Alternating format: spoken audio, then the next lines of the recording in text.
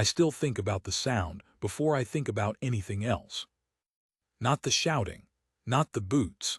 The sound of a plastic water bottle hitting stone and rolling, that hollow, stupid little rattle, and how it made 40 people go quiet all at once. That was the second before it happened. It was a Thursday in late August. The kind of London day where the sky can't commit to anything. Gray, then gold, then gray again. I'd come down to the Palace of Ellesmere with my sister-in-law and her 2 kids because the youngest, Tobias, was 8 and obsessed. Properly obsessed. He'd been drawing the guards in his school books for a year. Red tunic, black bearskin, the whole thing. His mum told him if he behaved himself on the train, he could stand at the railings and watch the changing. So we were there early. 9:30 maybe. The crowd was still thin enough that you could get a hand on the black iron. I remember the smell of the place. Diesel from the road behind us, wet stone, and somebody's chips from a paper bag, even though it was morning. There was a busker down the far end doing something on a violin that nobody was really listening to. Pigeons everywhere. A woman near me kept apologizing to her own toddler in a voice that had gone thin from repeating itself. Ordinary, that's what I want you to understand. It was so completely ordinary. Tobias had his face pressed between 2 railings, and he was doing this thing where he'd hold his breath every time a guard walked past, like it was a tunnel, and you had to make a wish. The man arrived about 20 minutes in. I noticed him because he was moving differently. Everybody else in that crowd was doing the tourist shuffle, stop, look up, take a photo, drift. He was cutting. Straight lines. Elbowing through without apologizing, and in a British crowd that's practically a war crime. Late 30s, maybe 40, gray hoodie under a jacket that was too heavy for the weather. He had a bottle of something in his hand, and I clocked straight away it wasn't water. It was that greenish color cheap cider goes when the sun's through it. He wasn't drunk in the falling over way. He was drunk in the worse way, the alert way. Eyes going, jaw working, like he was mid-argument with somebody who wasn't there. He got right up to the railings about 6 feet from us and just started talking. Loud. Not to anyone. About the government, about being lied to, about somebody called Danny who'd apparently been let down by everyone. A few people moved away from him. Quietly, the way you do, just sort of dissolved backwards. My sister-in-law put her hand on Tobias's shoulder and I saw her thumb press in slightly. That's all, just that little press. Here's the thing about the guards at Ellesmere. They're not statues. That's the mistake everyone makes. They're soldiers. Actual, serving, been somewhere soldiers, and they're doing a job that is genuinely, physically hard, standing in wool in the sun, or in wool in the rain, being photographed by strangers who moo at them and count their blinks. The one on the outer post that morning was young, younger than me, and I'm not old. You could tell by the neck. The bearskin makes everyone look the same from a distance, but up close there's a face in there, and this one was maybe 22, 23.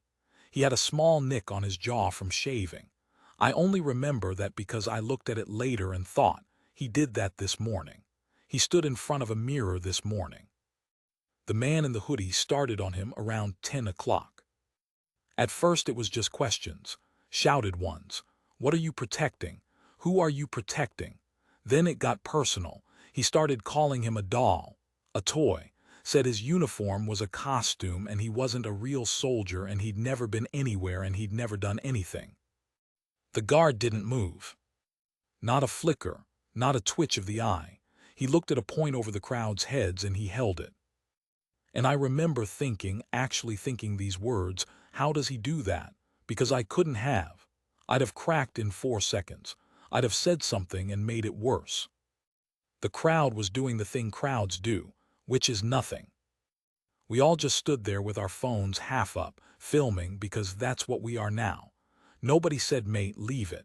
Nobody stepped in. 100 people and we were all suddenly extremely interested in our shoes. I'm including myself in that. I want to be honest. I stood there with my hand on a railing and I did absolutely nothing. Then he threw the bottle. It wasn't even a hard throw. That's what got me. It was a lazy, contemptuous underarm flick, the way you'd chuck something at a bin you'd already given up on hitting. Cider went in a wide arc and it caught the guard across the front of the tunic. That red, that impossible red they must spend hours on, and it soaked it dark.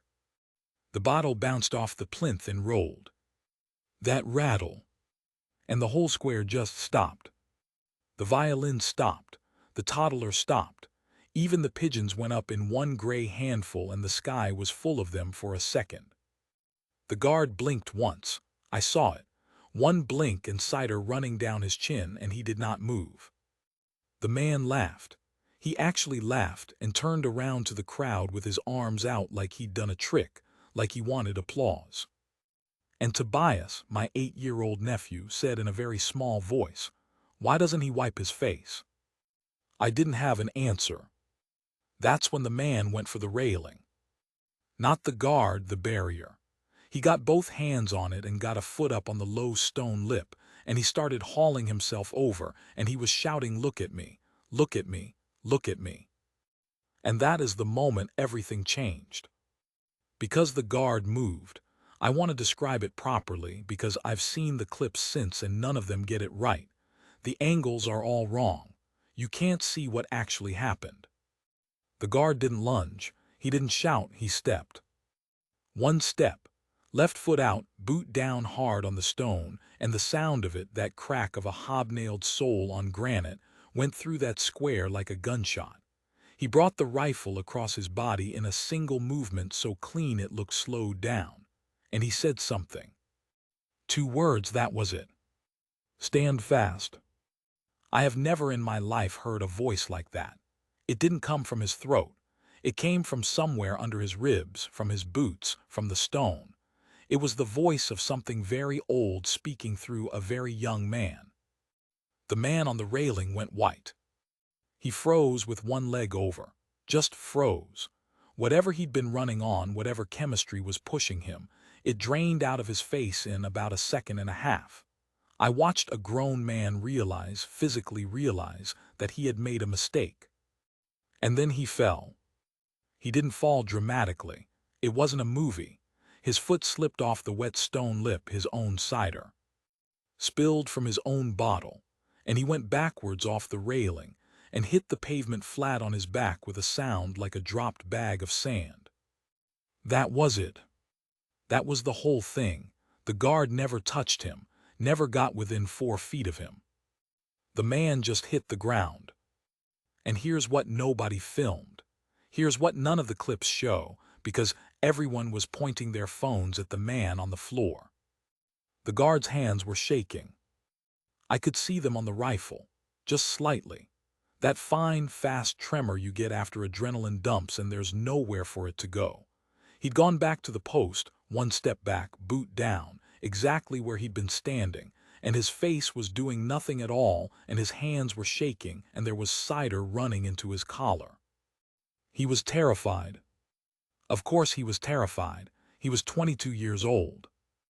He'd just been screamed at, drenched, and rushed by a stranger in front of 100 phones, and he was standing there with a nick on his jaw from shaving that morning, doing nothing, because doing nothing was his job, and his job was the only thing holding the line between one drunk idiot and something much, much worse. The police were on him within maybe 15 seconds, 2 of them, then 4. They were very calm. They rolled the man onto his side, and one of them put a hand flat on his chest and said, "All right, mate, you're all right. Stay down for me," in a voice you'd use on a spooked horse. The man was crying by then. That's the bit I can't shake. He was on the pavement outside Ellensmere with his hood twisted round his neck, sobbing and going, "I'm sorry, I'm sorry, I'm sorry." Not to the police, not to the crowd. To the guard.